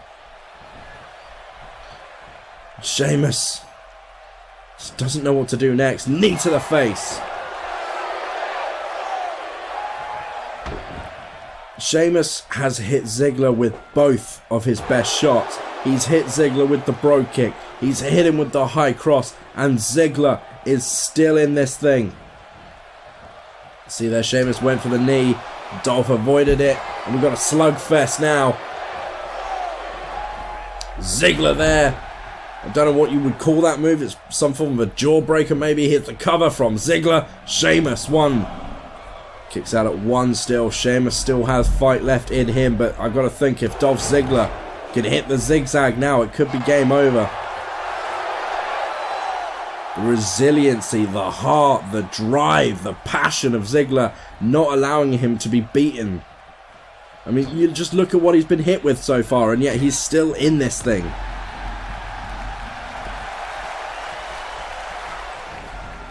Into the corner though, Sheamus with a little bit of extra juice there. Sends Ziggler into the corner, and now Irish Curse. And Ziggler, you can see there, has been busted open by Sheamus. Sheamus is in the corner. Ziggler on the defensive. He's staggered. Bro kick for the second time. Boom! Right to the face, driving Ziggler's skull through the mat with that bro kick. Here we go again with a cover. There's 1, 2, 3. Ah! That took everything he had. Everything. Ladies and gentlemen, here is your winner and the new CWR World Heavyweight Champion, Sheamus. It's been a hell of a night for title changes, has it not? Correct me if I'm wrong, but I think Tyler Breeze is the only one who's been able to retain his title tonight. Something about the air here in Texas, but Sheamus is your World Heavyweight Champion. What a night for the Celtic Warrior. He did everything he said he was going to do, but we've got to move on. Ladies and gentlemen, this next match is your main event for the evening.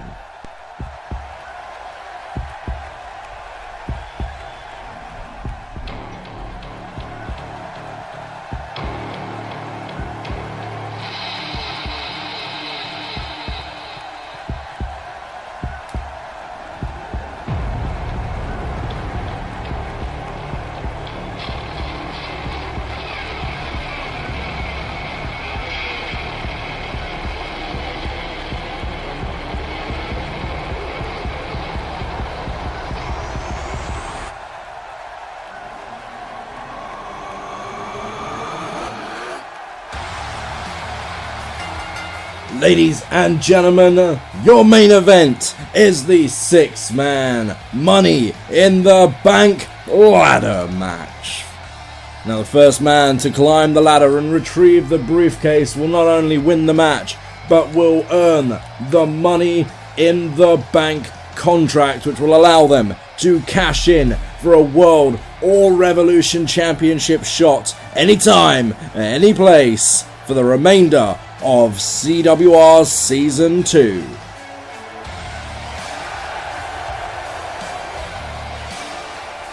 Introducing the competitors first, from Bray, County Wicklow, Ireland, the Demon King, Finn Balor. Qualifying for this match by virtue of defeating AJ Styles inside of a steel cage at Genesis. I've said a few times over the past weeks that Bray Wyatt was the first man to qualify, and technically he was, because the match in question that got him qualified came before the steel cage match, but it wasn't announced till afterwards officially. Always have to wait for that bit. Officially, Finn Balor was the first man to qualify, and now the Demon King looks to gain his way back towards the Revolution World Championship. So close, so many times. But tonight, Finn Balor looks to finally grab that contract and give himself a guaranteed shot whenever he pleases. And we know that Finn Balor thrives in multi-man situations. We saw this past week on Revolt. He came out with a big win over his Revolt counterparts. What should I say? Competitors, colleagues, however, whichever word you want to say.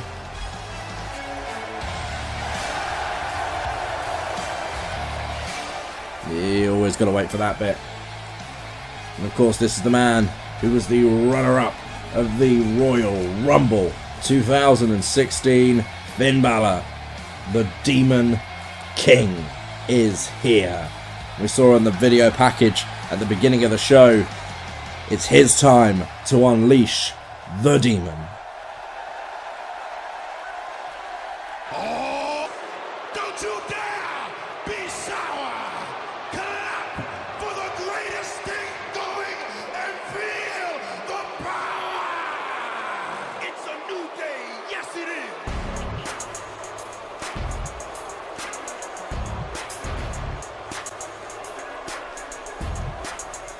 Next, representing Asylum and representing the New Day from Ghana, West Africa, Kofi Kingston. It's his time to prove he can stand alone. Kofi Kingston entering this match by virtue of defeating his New Day brethren Big E and Xavier Woods in a triple threat match a few weeks ago on Asylum. And now Kingston looks to put that controlled frenzy to the test. One of the best high flyers in the company right now. Kingston. Got to be an early odds-on favourite to be able to scale that ladder quicker than anyone else.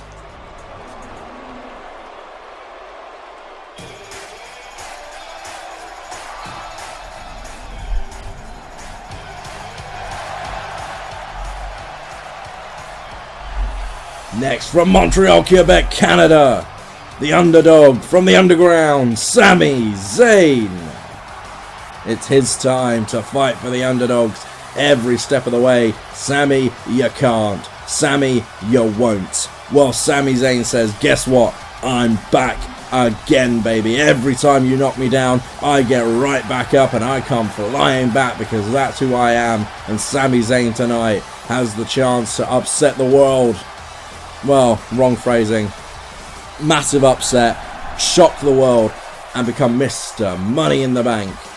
If anybody has to be considered the underdog, well, it's the underdog from the underground. But Sami Zayn can get the job done when he needs to.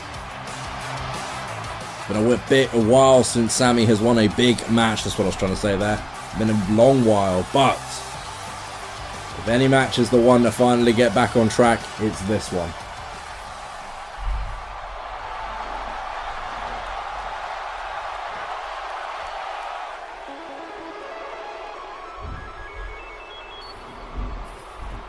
From Marietta, Georgia, the American Nightmare, Cody Rhodes.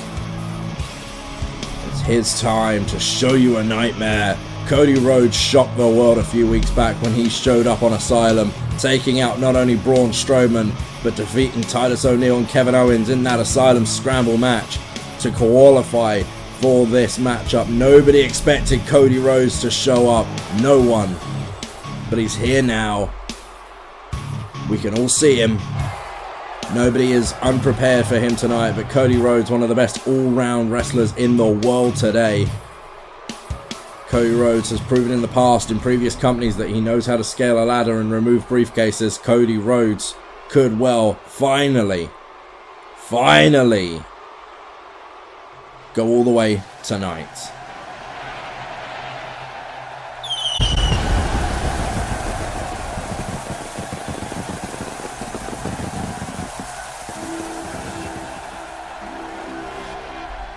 From Newcastle, England, the man that gravity forgot, Neville. It's his time to prove that size doesn't matter. The smallest man in this matchup, but probably the most capable of high-flying techniques, and we know how quickly Neville can move. If anybody is going to jump up that ladder at speed, it is going to be this man, Neville.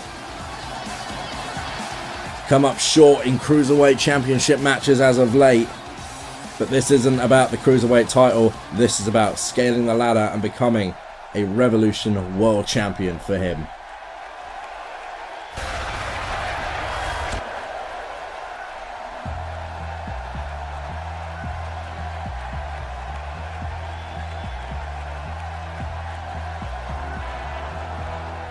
Finally, Bray Wyatt makes his way to the ring.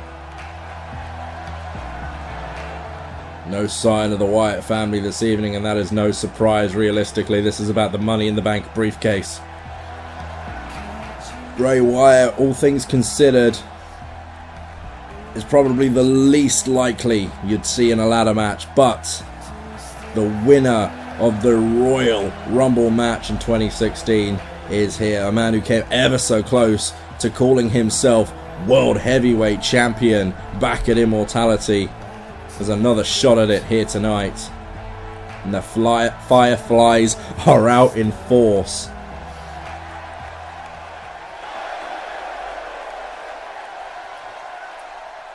Wyatt surveying the competition, taking his time. Bray Wyatt, you know he's got a plan up his sleeve. He's looking down at the 5 other men in this matchup, majority of them cruiserweights, if not light heavyweights. Bray Wyatt, the biggest man weight-wise in this matchup. But that ain't going to stop him. That has not stopped Bray Wyatt before. The Eater of Worlds.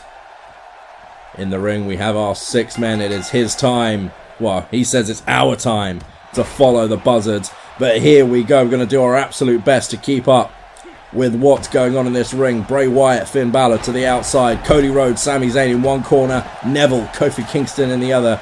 And it shouldn't come as any surprise that the Revolt guys and the Asylum guys have squared off. This is every man for himself. This is not about brand supremacy. This is about your own future.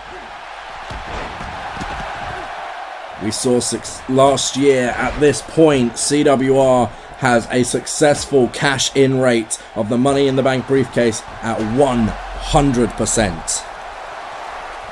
Big E, the former Mr. Money in the Bank, won it at last year's event, and as we mentioned a few times in the previous matchup, cashed it in the very same evening to become the World Heavyweight Champion.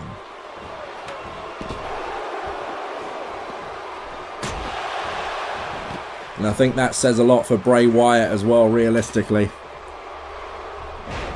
Big E wasn't the biggest man in that match. Or I guess weight-wise maybe he might have been, but regardless, Brock Lesnar was part of that matchup last year. So probably not the biggest guy in the matchup, but regardless, Big E certainly a big guy. There was a couple of much smaller men, much more suited to ladder matches in that competition. And yet Big E was the one who won it and became world champion, a shocking champion. He was given an opportunity to qualify for the Money in the Bank, but as we say, Kofi Kingston actually took that opportunity and is now in the matchup. So outside we've got Sami, we've got Kofi, we've got Neville, we've got Cody. We've got to be very careful we're not tripping up over those 2 names. And Finn Balor and Bray Wyatt, the 2 men that finished the Royal Rumble match. Let's point that out. There is some history between Balor and Bray. Finn Balor was the runner-up. Bray Wyatt was the winner of the Royal Rumble last year. But this is about Money in the Bank. This isn't knocking guys over the top rope. This is climbing a ladder and taking the briefcase. Kofi Kingston dumped to the outside. Sami Zayn's on the outside. Balor, Bray Wyatt is left to Neville, and Cody Rhodes inside the ring. And a German suplex there from Neville. We're a couple of minutes in now and nobody has gone for the briefcase as of yet. But Bray Wyatt with a ladder in the middle of the ring just flattened Cody Rhodes. And for the first time the ladder has been set up in the middle. Who is going to be the first man to attempt to go for it? Bray Wyatt going to use the ladder to his advantage, however, taking out Sami Zayn with it. We've got 3 men left inside the ring. Where's Kofi Kingston disappeared to? Trying to keep an eye on all the action. I'm losing stars here. Bray Wyatt dumped to the outside. Sami Zayn follows him out, and there's Kingston making his way to his feet on the outside there. 4 men now in the ring, and this is where it gets really difficult for all of these guys. They've got to do their absolute best to keep all eyes in the back of their head. You saw Neville there with that springboard moonsault, just clipped Finn Balor. It was it didn't hit properly, put it that way, but the crowd seemed to have their favour in Bray Wyatt, the Eater of Worlds, the man that defeated Brock Lesnar to qualify for this matchup. However, let's not forget, Wyatt didn't do it alone. He had the help of Sting, but look at Finn Balor. Finn Balor in the corner. He's going to charge across the ring. Drop kick to Neville. Neville crashes into the corner. Kingston has the ladder up, and it's Finn Balor who goes up first, but Balor doesn't look... Is Balor? No, he's not going to. Body splash from Balor. I thought he was going to go for the coup de grace from up there then. But Bray Wyatt now has his hands on the briefcase. Bray Wyatt's the first man to touch the briefcase, and Finn Balor automatically going to run interference. Sami pushes out the ladder from under Bray, and Balor knocks him to the ground. Bray Wyatt not only rolls out the ring to catch a breather following that crash to the mat, but he also knocks the ladder out with him.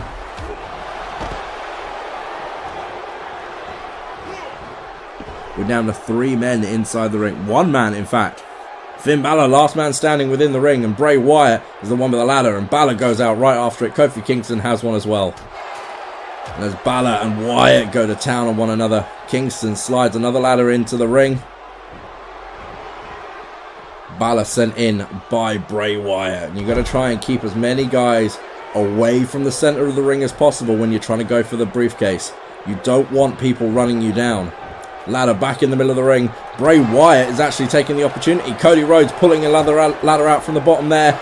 Kingston has Wyatt staggered on top of the ropes, on top of the ladder even. Ladder out from under Kingston thanks to Neville and Balor. And that's just it. You can get up there all the same, but we saw in the ladder match with Nakamura and Cesaro earlier on this evening, those cloths are not easy to remove. They take a while. And you've got 5 other guys trying to slow you down. It was hard enough for Cesaro and Nakamura. There's 5 guys in this thing, but it's all about the chance to call yourself champion in the future. See now, Cody Rhodes knocked down as Bray Wyatt takes out the ladder. Finn Balor falls to the floor. Nobody in this matchup is a former world champion. Each and every one of these guys looking for the opportunity to win that belt for the first time. Of course, Finn Balor, a former Patriot champion. He's the only guy, and Neville, of course, former Patriot champion. And look at that from Neville. Corkscrew moonsault splash. Maybe it was a 450 Phoenix. In fact, it was a Phoenix splash, wasn't it? Regardless, Neville now to the top of the ladder. There's nobody really up to their feet to stop him. Kofi Kingston trying to get up. Sami Zayn is the one that actually gets there first, and you can just see that there. As Neville got to the top, he got his hands on the briefcase trying to remove that clasp. Each and every one of the other 5 men turn their attention to the ladder, and that's where the danger in this matchup is. Balor using the ladder as a weapon now, as he very well can and very well should, quite frankly. Kofi and Balor both to the top of the ladder, but look at Finn Balor, he's got Kofi wrapped up. Neck breaker from Balor. And somehow the Demon King right back to his feet. And Finn Balor, he's a different animal, isn't he? But look at that, Cody Rhodes taking the ladder out from Balor, stopping him from grabbing it. And these guys just putting everything on the line tonight. They are going to be broken. They are going to be sore for the next few days following this one.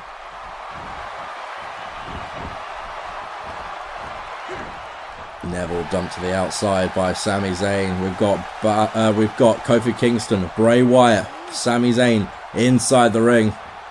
There's 2 guys, Neville and Finn Balor, have both disappeared from view right now. Inside the ring, there are 2 men left. Kofi Kingston slammed to the mat by Bray Wyatt. Here comes Balor. And Neville as well. Cody Rhodes, you see him getting to his feet as well. Looks like Bray Wyatt was going to try and set up the ladder again, but Neville says no and drives him down with the Michinoku driver. This match is all over the place, and I don't expect it to end quickly. I don't expect anybody to walk away from this one unharmed. Each and every one of them is going to be feeling it tomorrow, but right now Cody Rhodes is going up the ladder, and Cody a bit slower than he was earlier. Cody starting to show the effects of this matchup so far. Now Cody Rhodes has his hand on the briefcase. Look at Kofi Kingston though, flying up that ladder, but Sami Zayn and Finn Balor taking a different approach, knocking both men down, and Cody Rhodes falls face first onto the mat. It's just the thing, isn't it? Every single time it looks like somebody is going to get their hands on that briefcase. There's another guy there waiting. Zayn now has his hands up on the briefcase. Bray Wyatt climbing up the ladder to stop him, but Neville takes the ladder out from under both of them, and Sami falls right on the steel. And the crowd's still favouring Bray Wyatt, but Wyatt isn't looking so good right now, especially following a ladder shot from Bray Wyatt there, from Finn Balor even. Ladder up again, 5 of the 6 men inside the ring. Looks like Kofi's going to rejoin the fray as well. This is just so dangerous, so many bodies, so much steel. Sami Zayn flies up the ladder, gets his hands on the case. Finn Balor there to stop him. Kofi Kingston gonna push the ladder out from them, but Sami holding on. Nope, Kingston has enough. An electric chair drop. Kofi dropping not only his own spine, but Sami's across the steel. And that's what it means. Kofi putting himself in harm's way. 2 men left in the ring. Bray Wyatt Catching a breather on the ropes. It's Kofi Kingston now who has the briefcase in hand.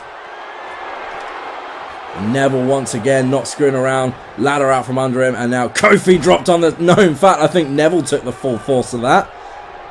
I don't think Neville was quite aware of where the ladder had fallen. And he just dropped Kofi Kingston, dropping his own spine against it. He still has it within him to drop. Bray Wyatt from the ring. We've got Cody Rhodes setting up the ladder again. And there's a convergence going on around that ladder right now.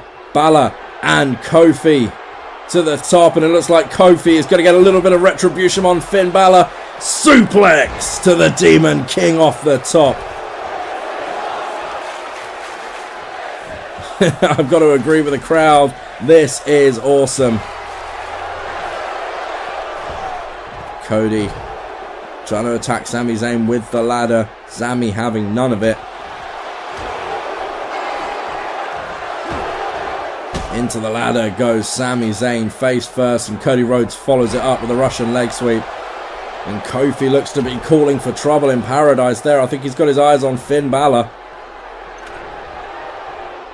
No, decides against it. And now Cody is going to slowly make his way back up that ladder. Kofi to the outside. Sami Zayn is down. Cody Rhodes has his hands on the briefcase. Oh no, not again.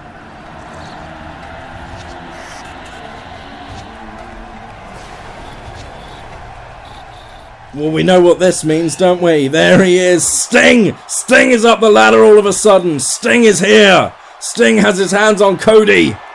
Sting takes down... What? We don't even see them hit. As quickly as he showed up. We're flashing through again. And now look at... Bray Wyatt has it!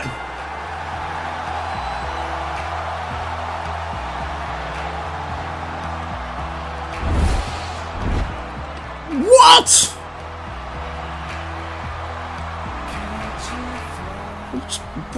Yeah, replays, whatever.